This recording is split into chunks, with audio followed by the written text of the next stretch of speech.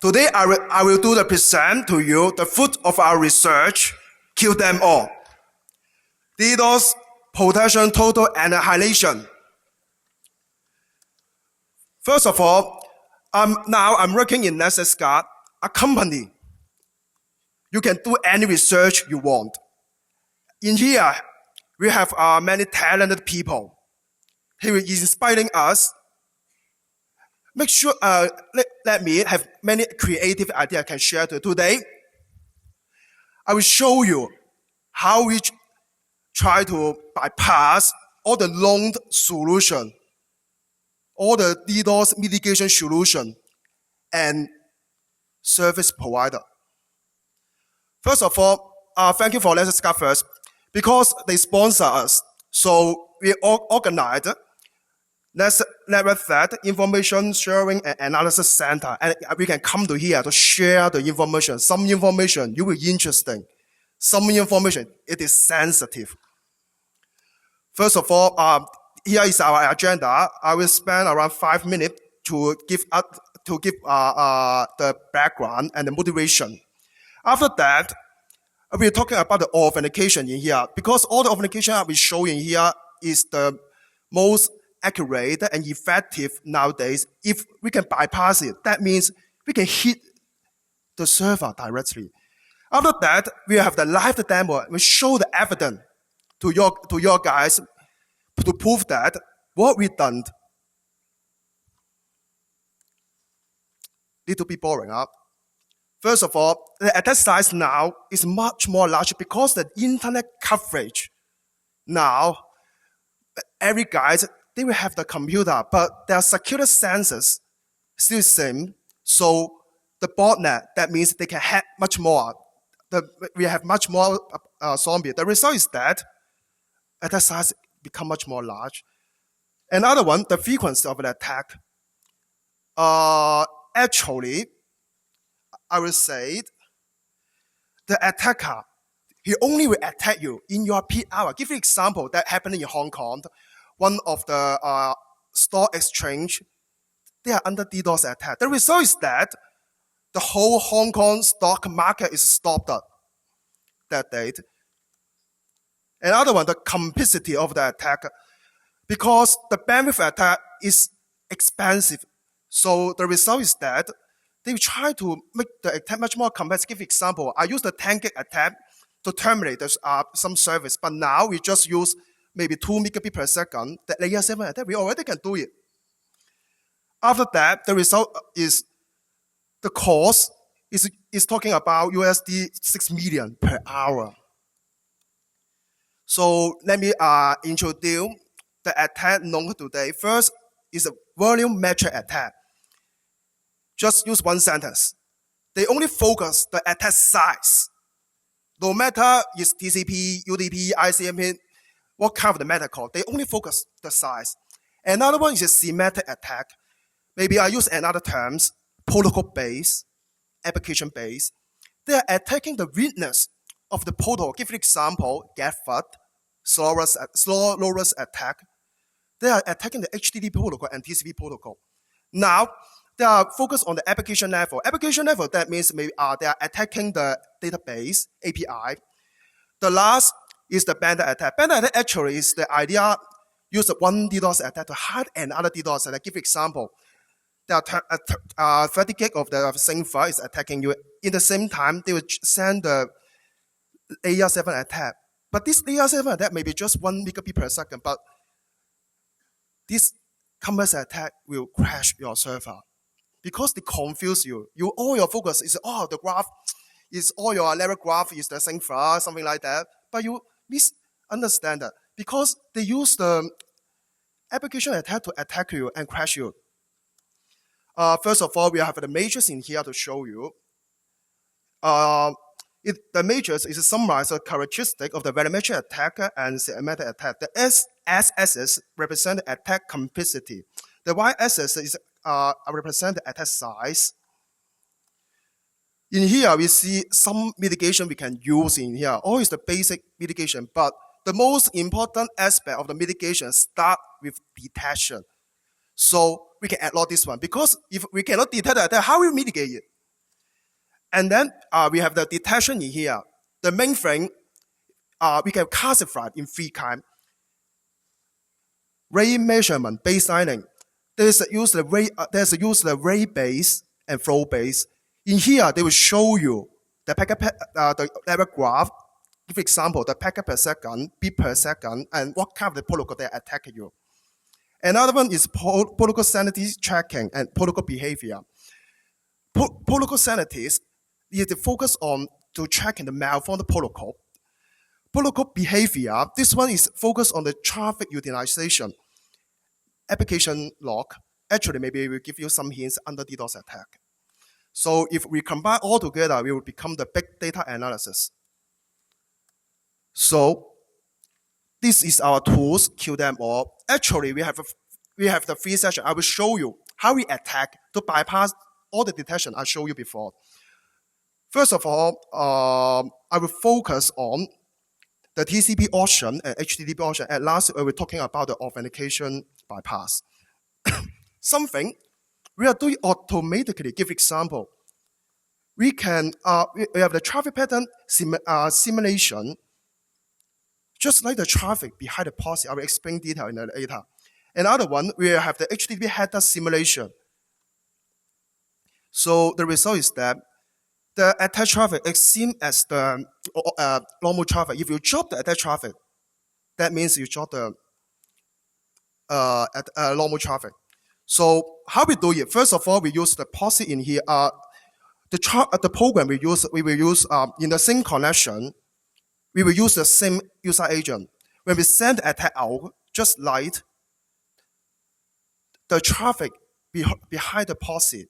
So in this one, when we send out the attack, you try to analyze it. You just seen that all the attack just like come from the policy. This one can empower the attack. Another one is HTTP header simulation. In this case, because the HTTP header will be changed during the request. Give example, the first request we send to get a web page in the HTTP is access sing/sings. That means we didn't know what we need to take. After that, the server replied to you. So with second request, we will show you just in here, access image GIF, image JPEG, image something. So in our tools, we automatically to do this one, just like the real traffic. Because the given now, all is same, the pattern. Our pattern will change as same as the normal traffic. After that, we will focus on the TCP option and power. First of all, the TCP option design is against to the detection. And then we try to empower the attack power up. At last, we will use a query string. Let me show you. Is one of the example how we use the TCP option against the detection. In here, we can fully control every TCP state. This one is an example of a slow low-risk attack. In here, you will see that after three-way handshake, we can hold it. After a period of time, we send the first push ad. Why we do this one?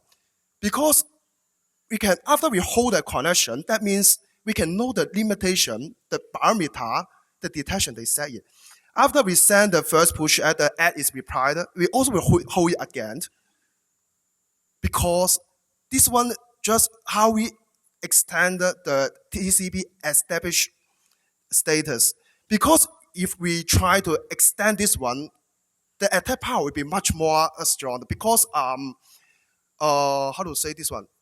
It is because if all the active connection is spend much more resources. Just give you a compare. This is an old-fashioned HTTP attack, but sing ad, push ad, after the ad finish ad and close the connection. This kind of attack, you can see the result is that your server just high CPU. And then you will keep the constant of the number of the connection. But your server is no impact, just high CPU still can come here and the HTTP 200 reply. Nothing.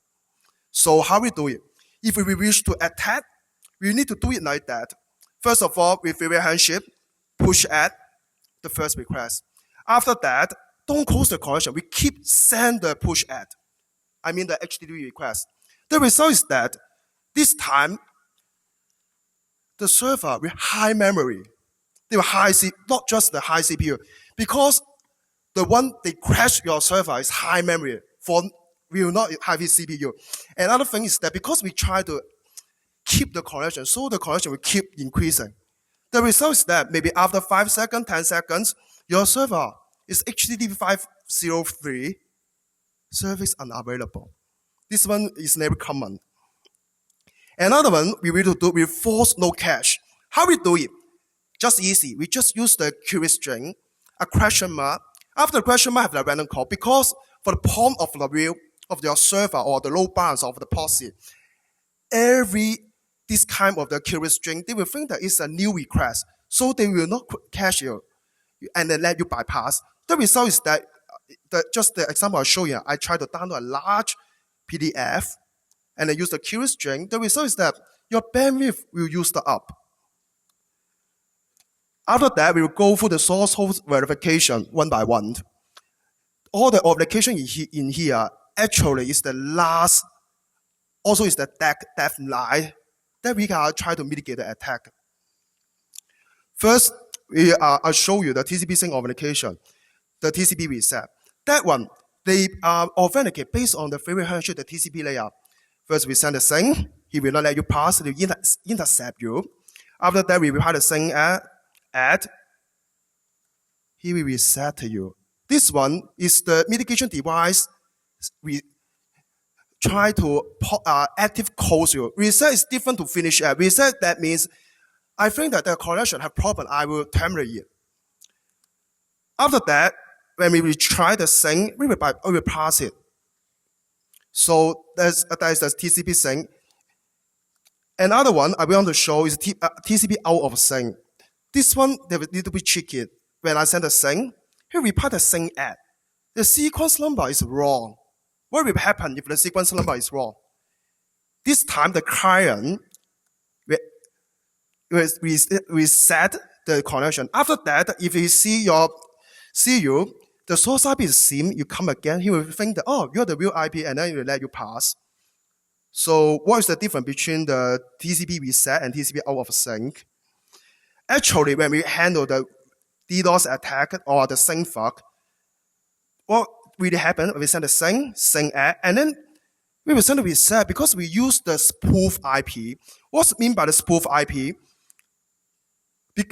That means you will not add, you only send one sync in this case. So the result is same. But why they decide like that? Because the efficiency handle a real user is totally different. Give you an example. The TCP reset, if you add all the packet together, just mention total length is different to the packet length, packet size, because the header length always alternative, so we will not count in here. You will see that the TCP reset is 180 bytes, and TCP out of sync we just use the bandwidth around 140. So in here we will find that the TCP out of sync seems is better. Is it really better? I will show you another one. Actually, we can bypass easily use the spoof IP. I use the spoof IP can bypass the TCP sync authentication. In this case, we try to use the same source IP send the sync. No matter he reply the sync or not, we just send the reset again. And then we send the sync again. Use this kind of the methodology. 33% of the attack can bypass it. I mean the spoof sync can bypass the TCP sync authentication. But actually, the traditional sync they are 40 bytes. They're missing something. Maybe you are not hard to find some news to show you, I can mitigate 100 gig attack. I can mitigate 200 gig attack, something like that.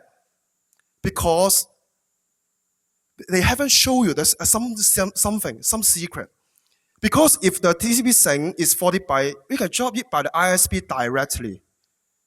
Actually, TCP will not 40 bytes because according to the RFC decide, the TCP sync he will left the the TCP option because the first sync he will try to let you know give example, the maximum segment size. He will tell you how many segments I can use it. So when we try to simulate a real sync traffic again, I will suggest In the IP layer, please randomize the TTL because the attack now all is 255. It's boring. You just see the strict line. Oh, this is attack. I dropped by the TTL. Another one, please randomize your window size. Window size just will tell you what is your OS. Give example, maybe Windows 5535, something like that. This one it also need to spoof. Give example, maybe I spoof the Windows XP, Windows MT, or Windows 8, Windows 7, something like that. And then we need to add the correct option. Because if we add this one, the ISP cannot drop it easily this time. So another authentication I wish to show is HTTP redirect authentication. In this one, we will focus on the layer 7. When the first GET we send, it will redirect a path. If your client can redirect back, he will redirect you back the first path you wanted to go. The result is that you can pass it. So what is the key to bypass HTTP redirect? First of all, we need to find out detect the HTTP 302. Because when you capture this one, that means they have the HTTP redirect. You need to do something. The second thing is you need to, in the same time, you need to make sure they have a location, http://a.c.com. So if we find the 302 and location, that means they have HTTP redirect. In this time, you just load the script until they come back HTTP 200, that means bypassed. So easy. Because just a simple program like wget curl also can do it. So we enhance it with the HTTP cookies in this time.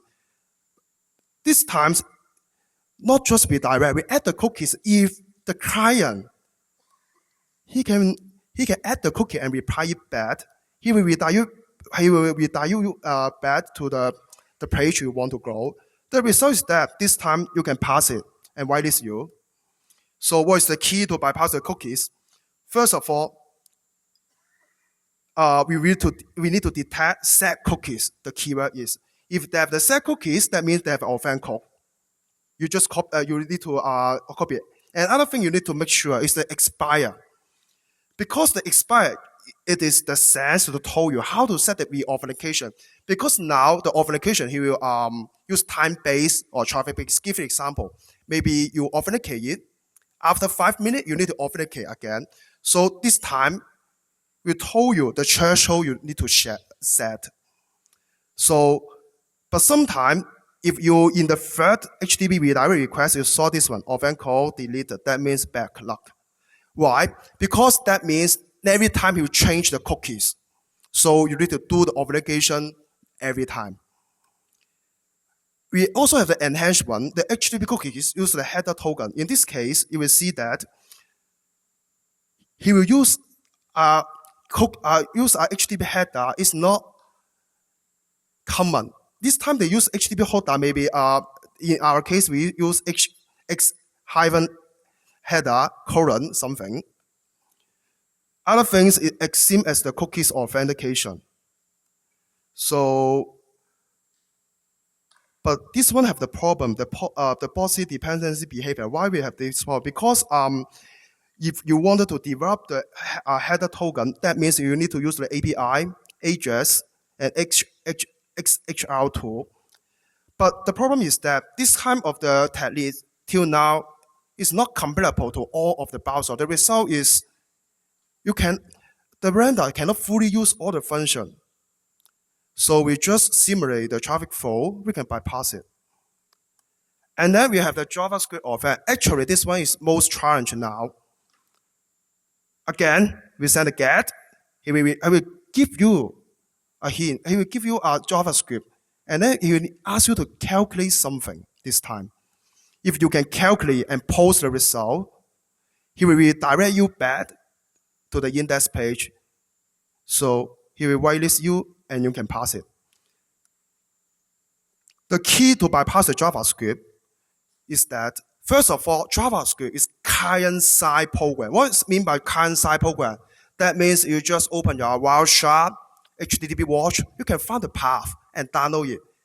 JavaScript is human can understand. That means you can read it, analyze it. After that, we can use a different algorithm to bypass it. First of all, after that, we can calculate the result, just simulate the traffic flow and bypass it. All the guys doing this one now. Another one is that we use the client deployment mode and server deployment mode to cover the method. Actually, we use the auto bypass. I will show you because our program is just 1 megabyte. What is the client deployment mode? In this case, we will add the JavaScript engine inside the bot, but this one have the limitation because we just can run something. It's purely JavaScript only. It's no W3C, DOM, I mean, maybe some parameter inside HTML and then you need to call it back in the JavaScript. Cannot. Another case, we use the application bundle, in this case, the server in here. So when every time the CNC server, they ask the botnet to attack, the botnet will communicate to this server. He will send back, he will zip the file and send back to the server, and then he will show he will calculation by this server. After that, he will give back to the client and then to bypass it. Okay, the captcha, actually this one I would say is the most effective and accurate, but the problem is that the user experience very poor because sometimes people also cannot understand the captcha.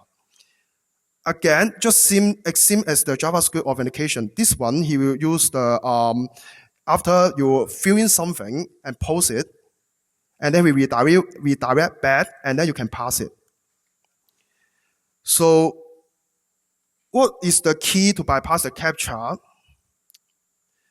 I have something wrong, but never mind. First of all, we need to find out the path of the BMP, I mean the offend page, just the captcha page. Because if you can download it, that means you can use some algorithm to bypass it. After that, the challenge is that embedded the captcha engine in the botnet, I will use the same method as the JavaScript. Just simulate the traffic flow, use the client deploy model, or use server deploy model. But actually, if you come to DEFCON, you'll find that have many capture engines. We can download it and then can use it and add in our program. So this is the summary of the source host of verification. First of all, they will verify you are long-spooted soft IP or not. After that, the HTTP redirect and cookies, they will verify is it HTTP compatible appliance or not. Now, JavaScript, they will verify you are the real browser or not. The captcha, he will try to verify you are real human or not. After we bypass all of them, we can attack directly.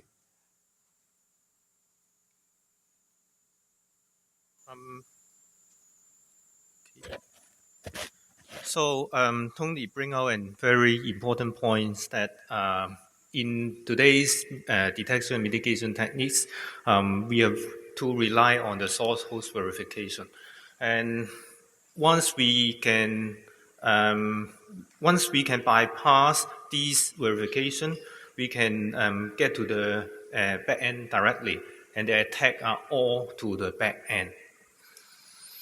So our proof of concept tool is trying to bypass this authentication. First, we try 3 times because the first time expected TCP sync authentication, it will fail because it will reset you or it will send a wrong sequence number to let you reset. So the second authentication, we suppose it will success.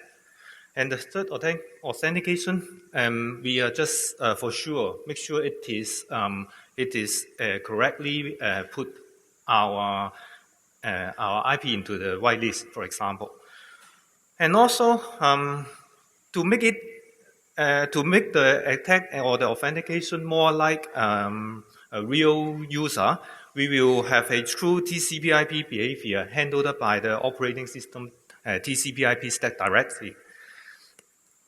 And also from the POC tool, especially the cookie authentication, the HTTP cookie will be carried on the following attack packets. because even you are putting into the whitelist, if you don't have the cookie in the subsequent attack, you might be blocked. And also the JavaScript we are implemented using using something like Spider Monkey or V8 JavaScript engine. Currently, we don't have a Doom implemented in that included, but this is just a matter of time. And finally, about the captcha, as you can see, or in the coming video, you will see how this screen comes from. The design is that to make our attack tool sending a correct captcha back to the mitigation device. The design is that we first convert the color image to a black and white and maximize the contrast, and then apply the median filter to filter out the noise, and then segment the word into individual characters and find out the boundary of each of the character. Finally, we simply calculate the pixel difference. You might think that this is very, very rough implementation, but it can successfully break the captcha by more than 50%. In fact, if you want a higher rate of captcha authentication, you need a captcha library. I think DEF CON presented a lot on this, no matter in this year and the past years. About after bypassing all the authentication, now comes to the attack. In the attack, we have the TCP options and also the HTTP options. What TCP options talking about is control the timing of the TCP connections. We can control the number of connections established to the backend server. Why backend server? Just because we bypass it. And we can hold the connection for a certain of time. This, as Tony mentioned, this benefits for the slowest attack. And also we can handle the connection idle timeout before after the last HTTP request. And we can control the connection interval so that to avoid something hitting the threshold of the mitigation device. For the HTTP options, it actually is that within the TCP connection, there is a period to sending multiple requests. This request, each HTTP request is an HTTP connection. We can control the number of connections and also the intervals of each connections. And now we are showing the video. Let us see how it runs in real examples.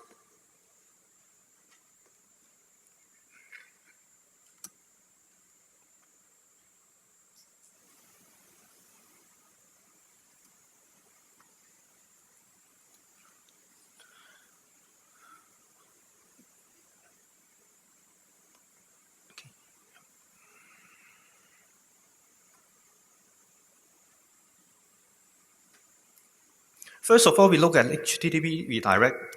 That means you can see in the left part of the user interface, the first checkbox.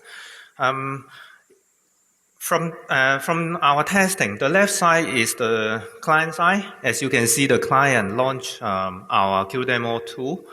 And the right side is the server side. As you can see, the web server log. On both sides, we have a packet capture. Wireshark is capturing the packets. When we start launching the attack, and you can see this is the authentication. This is the authentication part. You can see because the first time it this one returned a 302, so it redirect. It is a redirect authentication. So, and you see subsequent 200 OK for 3 times because, as I said, we're doing the authentication for 3 times for sure. Now, let's see what next. After authentication, you can see from the parameters, we hold a few seconds and then send 4 requests. This is the first one. You can see from the query string, started with E, and then the second one started with N, etc. And the 4 requests are all going to the back end, as you can see, both from the server side, Wireshark, and both the server web server log. Next, we are going to the HTTP cookie authentication. For the same setting, the testing environment,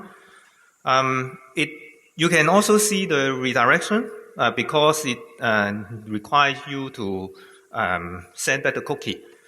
And also, you can see 4 different requests going to the back end. Yes, in the testing environment, we use 4. But in a botnet environment, I don't think in your server you will receive 4, too little, because you will have so many bots. Let us pick a attack, and one of the attack HTTP requests. You can see, as I said before, the authentication cookie is carried to the attack. There is a cookie field in this attack packet.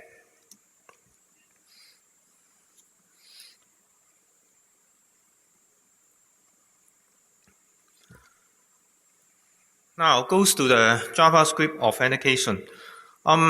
This one we are using a CDN to test. As you can see, the JavaScript is quite sophisticated. It holds your authentication for some time, and then it also has a cookie embedded in it. And from the right side, you can see the server side. You can see the 4 attacks. You can see the 4 attacks are all goes to the backend server after we bypass JavaScript.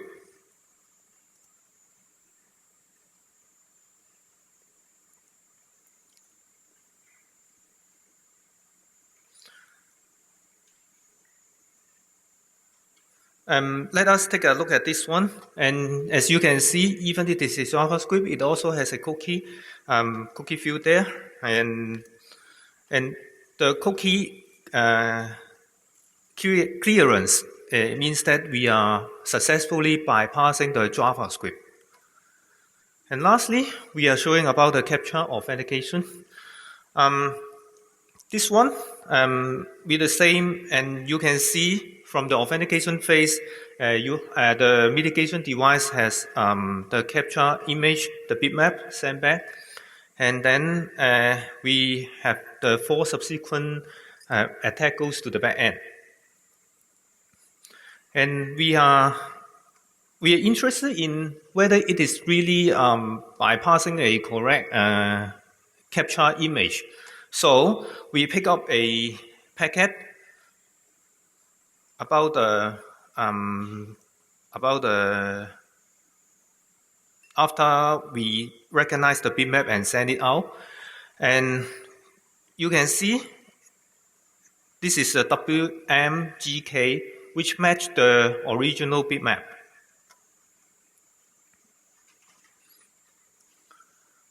So this is our tool, kill them all, integrating both the authentication and the attack phase.